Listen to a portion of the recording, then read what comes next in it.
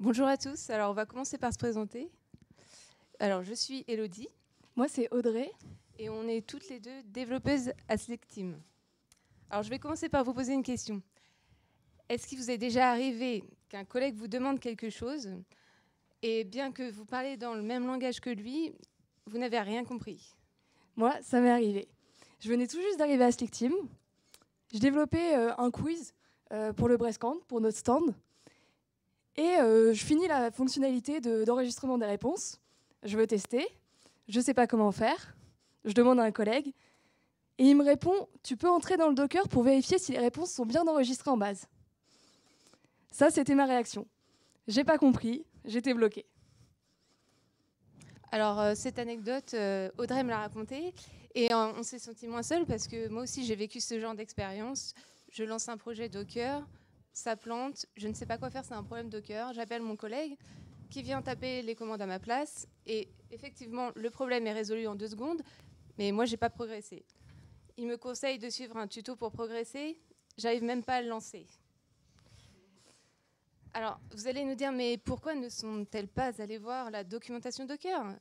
Et il y en a quelques pistes d'explication. Alors, déjà, moi, quand je suis sortie d'école, par exemple, je connaissais un peu de Java, de PHP, de SQL. Premier projet, il est en Vue.js, Nest.js, TypeScript en backend, NoSQL. Alors, j'en ai lu de la documentation, mais Docker, ce n'était pas ma priorité.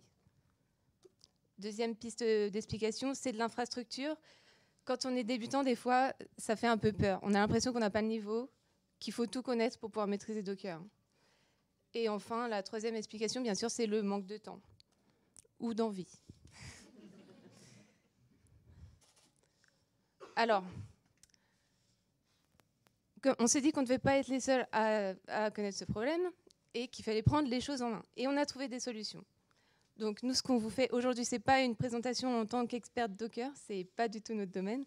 Ce qu'on fait, c'est un retour d'expérience de développeuses débutantes qui travaillent dans un environnement Docker et on va vous donner nos solutions pour pouvoir prendre en main cette technologie très facilement. Donc effectivement, on va vous présenter comment nous on a fait pour appréhender Docker et on considère que ça peut vous aider soit parce que vous êtes junior, soit parce que vous êtes déjà expert ou en tout cas vous avez des connaissances qui sont assez solides et ça va vous aider à mieux accompagner les juniors justement. Pour ça, on va commencer par une mise en situation. Ça va nous permettre de voir des commandes et les concepts qui nous semblent importants. On vous donnera quelques techniques pour les mémoriser. Et on terminera avec des pistes pour aller plus loin. Parce que là, ce qu'on va présenter, c'est vraiment une petite partie Docker, celle qui permet, selon nous, d'être opérationnel en entreprise en tant que développeur. Mais évidemment, il y a beaucoup de choses à voir et on ne va pas tout couvrir aujourd'hui. Donc, commençons la mise en situation. Elodie, elle va imaginer retourner 1 an en arrière. Elle arrive dans une nouvelle entreprise, elle a un projet, elle doit récupérer le projet bloc démo sur GitHub et le lancer. Alors, je reçois un message de ma chef. Salut Elodie, voici le projet. Tu le clones, tu l'installes pour voir si tout fonctionne et tu me préviens quand c'est OK. Bon, allez, c'est parti.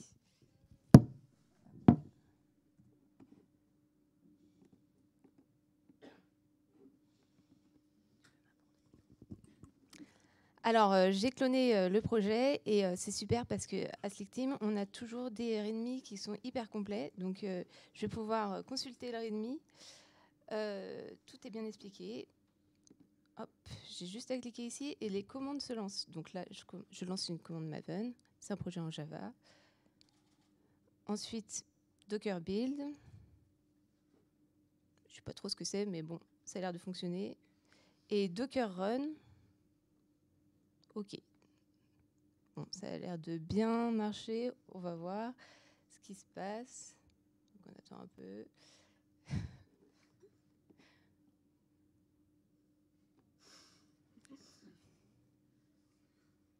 Super, ça fonctionne.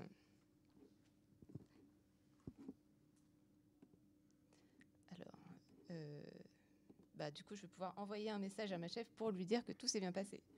Alors, on va faire une petite pause, nous.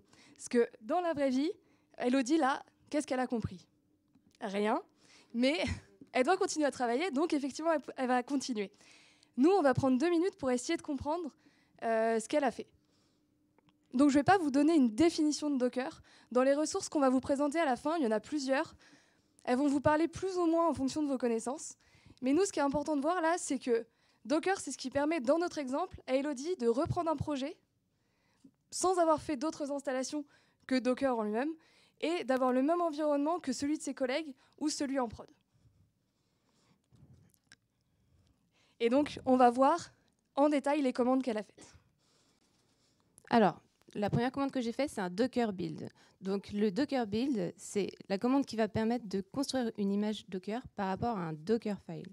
Ici, il y a 2 notions que je vais expliquer rapidement. C'est l'image Docker et le Docker file. Donc, l'image Docker, elle contient tout ce qui est nécessaire à l'exécution d'une application. On a les dépendances, les configurations, les scripts. Elle va permettre aussi de configurer le conteneur grâce à des variables d'environnement et des commandes à exécuter par défaut. On n'est pas obligé de créer son image à partir de zéro. On peut la télécharger sur des registres publics tels que Docker Hub. Donc, c'est un endroit où il y a des milliers d'images que vous pouvez télécharger et qui sont poussées par des développeurs. Le Dockerfile, c'est juste un fichier texte qu'on met dans le projet. Donc, dans ce fichier texte, on va spécifier l'image de base que vous utilisez, que éventuellement vous avez téléchargé sur Docker Hub. Et on ajoute des instructions complémentaires pour personnaliser notre image. Alors, si on revient à la commande, donc on va avoir les options qu'il y a dans cette commande. On a le -t qui va juste permettre de préciser le nom de l'image. Et ensuite, le -f. Donc, c'est le chemin vers le Dockerfile et le nom du Dockerfile. Par défaut, ça sera Dockerfile et à la racine du projet. Et enfin, on a le contexte path. Donc, le contexte, c'est l'ensemble des fichiers qui seront accessibles lors de la construction de l'image. La deuxième commande que j'ai lancée, c'est Docker Run. Docker Run, elle va permettre de créer et d'exécuter un conteneur à partir d'une image. Donc, le conteneur, c'est une instance de l'image. Ça veut dire que l'image, c'est un modèle et on peut créer autant de conteneurs qu'on veut par rapport à cette image. Il va s'exécuter sur une machine hôte, donc votre ordinateur ou un serveur, et il est isolé des ressources de cette machine hôte. Alors, quand on est développeur, on est amené à travailler sur des technologies différentes, dans des versions différentes. L'avantage du conteneur, c'est qu'avec un conteneur, vous allez l'installer sur votre machine, vous n'avez pas besoin de vous soucier des configurations. Vous avez juste à installer Docker. Pas besoin de penser aux versions et aux configurations. Ça facilite également le partage parce que, par exemple, si vous voulez partager votre application avec un collègue, vous lui donnez juste votre image et les commandes par défaut à exécuter et il peut lancer l'application sur sa machine sans se soucier des configurations. Alors, si on revient sur cette commande Docker Run, on va avoir l'option -d qui permet de lancer le conteneur en détaché, c'est-à-dire qu'il s'exécute en arrière-plan et on peut utiliser le terminal pour d'autres commandes. On a le -p qui va permettre de mapper l'hôte du conteneur à celle de la machine, le port du conteneur à celui de la machine hôte. Et ensuite, vous voyez qu'on a blog-demo2.dev, c'est juste le nom de l'image. Donc, si on résume tout ce que vient de dire Elodie, on a donc la commande Docker build qui permet de construire l'image à partir d'un Dockerfile et la commande Docker run qui, elle, va permettre de créer une instance de conteneur à partir de l'image qui vient d'être créée. On va pouvoir revenir à notre mise en situation. Elodie, donc, elle envoie le fameux message à ses responsables pour lui dire que tout est OK. Et elle reçoit ça comme réponse. Alors, maintenant que tu as lancé le projet, il va falloir monter de version. On va passer de Java 8 à Java 17. Pour ça, tu vas mettre à jour l'image utilisée dans le Dockerfile. À la première ligne, au niveau du from, tu vas remplacer l'image par OpenJDK 17 JDK Alpine. Ensuite, tu peux build et run. OK. Bon, on va essayer.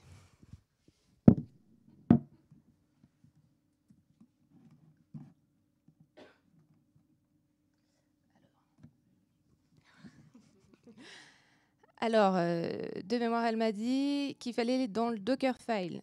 Bon, bah, je rajoute mon image. OK, donc ça, c'est fait. Bon, jusqu'à là, ça va. Ensuite, je vais retourner dans l'ennemi. Et elle m'a dit build et run. Bon, c'est de passer par là. OK. Ah, alors j'ai une erreur. Donc, le port, il est déjà occupé. Mince. Alors, là, Elodie, elle est bloquée. Qu'est-ce qu'on peut lui conseiller ? Bon, on ne maîtrise pas Docker, mais on a l'habitude de faire des lignes de commande de temps en temps. Donc, on a cette commande qu'on aime bien utiliser, un peu magique, le -help. On va voir ce que ça peut nous donner.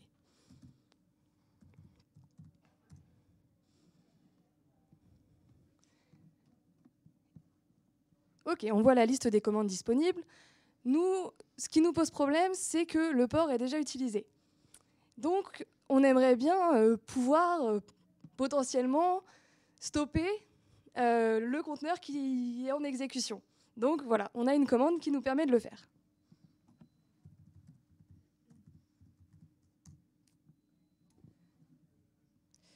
Alors, comme on peut le voir, je n'ai pas tapé la bonne commande, mais Docker va m'expliquer comment il faut rédiger cette commande. Donc là, il va manquer le nom du conteneur ou son ID. OK, donc on peut encore regarder les commandes qu'on a qui sont disponibles. Comment on va trouver l'ID d'un conteneur ? Bon, apparemment, on a une commande qui permet de lister les conteneurs. Ça semble être une piste intéressante.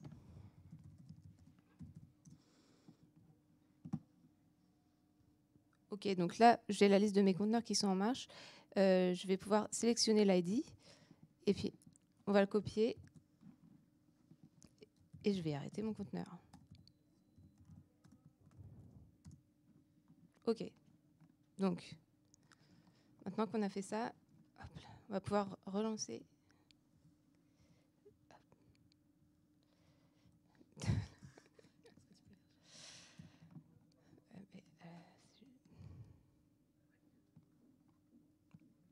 Alors, voilà. OK, donc maintenant, je vais pouvoir voir si tout fonctionne. Bon, là, ça ne marche pas. On ne va pas attendre que ça charge. On sait que ça ne marche pas.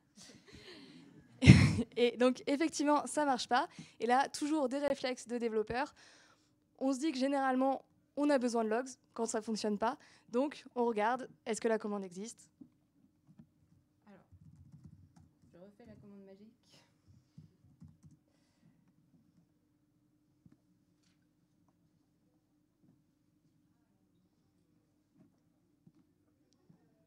Ici, on a une commande qui peut convenir, donc Docker logs.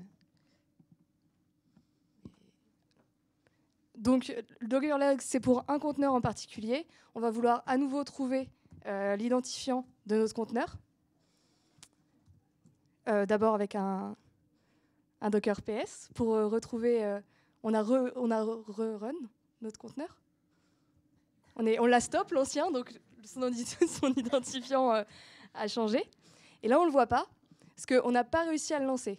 Donc, il va falloir qu'on regarde si on a une option qui nous permettrait aussi de voir les conteneurs qui ne sont pas en cours d'exécution. Donc, toujours le -help, mais là, on va l'utiliser en particulier sur cette commande-là, pour connaître les options disponibles. Donc, un docker ps -help.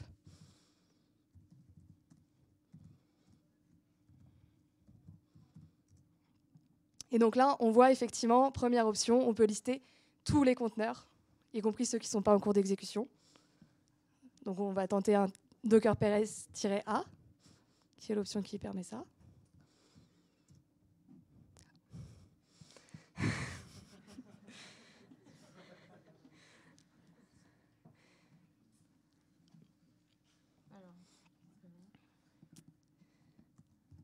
Voilà, celui qui a été créé il y a 1 minute, on se doute. Et on va pouvoir consulter les logs de ce conteneur-là en particulier. Super, donc là, on voit des erreurs Java. C'est la zone de confort d'Elodie. Au moins, elle retourne dans quelque chose qu'elle connaît. Peut-être beaucoup de travail à faire, mais on est OK sur la partie Docker. C'est plus ça qui pose souci.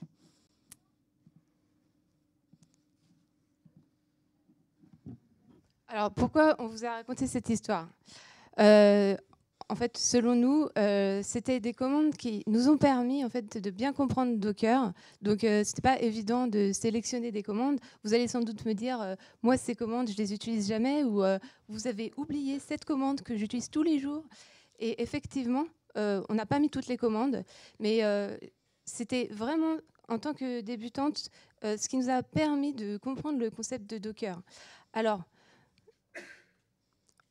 justement, ça me permet de faire une transition vers la suite. On va vous donner quelques techniques qui nous ont permis de nous sentir plus à l'aise avec Docker. Et premièrement, les techniques de mémorisation. Donc, notre première astuce, c'est de créer un mémo. Quand vous travaillez avec Docker, vous notez sur une feuille toutes les commandes que vous utilisez. Vous les définissez vous-même avec vos propres mots et vous enrichissez cette feuille au fur et à mesure de vos expériences. Alors, il existe effectivement des mémos tout faits en ligne, mais selon nous, si vous utilisez ces mémos, vous allez les imprimer, les laisser sur le coin de votre table et ne jamais les lire. Si moi je reprends mon exemple du début, je voulais consulter les données en base en entrant dans mon Docker, c'est sûrement ce mémo-là que j'aurais fait.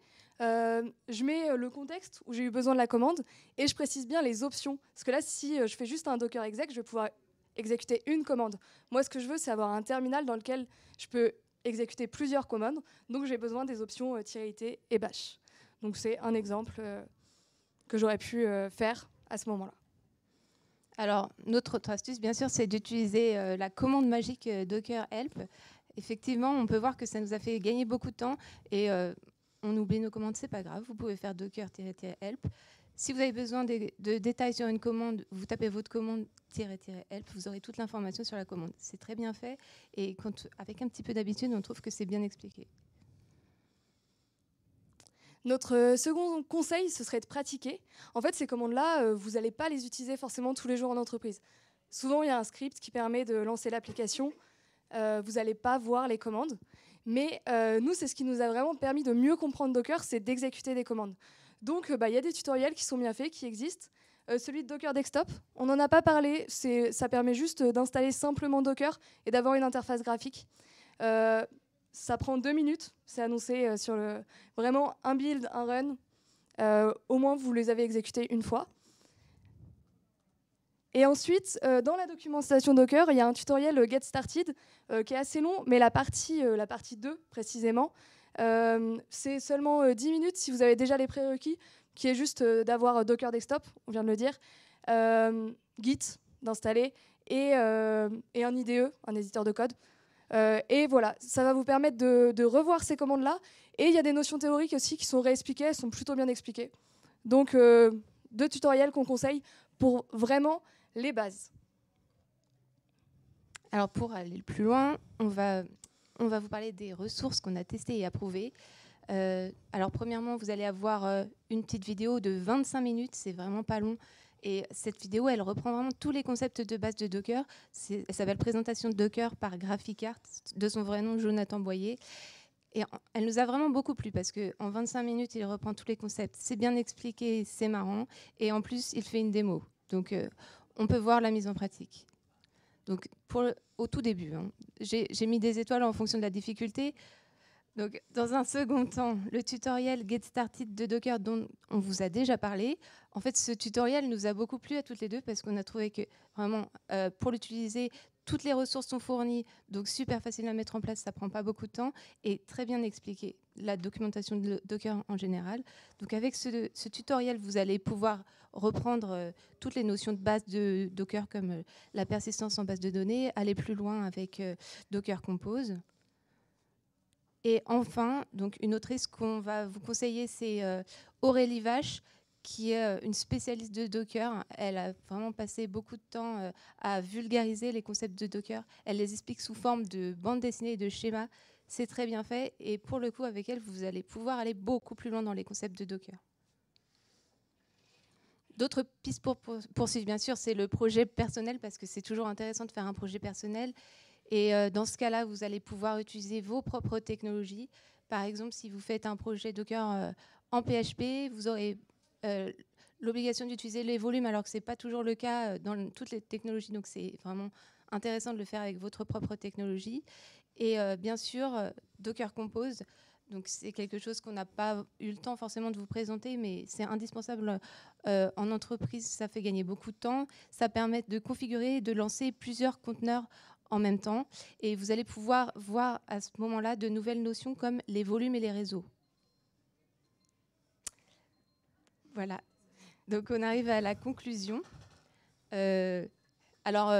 Pour reprendre ce qu'on a dit un peu, quand on est développeur débutant, on a beaucoup de choses à apprendre. C'est pas toujours facile et Docker, ça peut faire peur, mais en réalité, c'est très facile à prendre en main. Il suffit d'y accorder très peu de temps. Et donc, je vais juste rappeler vraiment nos étapes. Connaître le vocabulaire, vous allez pouvoir échanger avec vos collègues, pas confondre image, conteneur, vous serez à l'aise. Pratiquer, non seulement vous vous sentez plus à l'aise une fois que vous avez pratiqué, mais ça rend concrètes les notions qui sont assez abstraites parfois. Décomposer en petites étapes, vous n'allez pas être expert Docker en un jour, c'est pas grave, chaque étape va vous approcher de l'objectif. Et ne pas redouter la documentation. On a pris des chemins différents pour se former et au final, on a toutes les deux trouvé que la doc était bien faite. On ne le dirait pas sur toutes les documentations, mais là, vous pouvez y aller. Et donc, on vous remercie pour votre écoute. On n'aura pas le temps pour les questions, mais on peut échanger ensuite sans souci.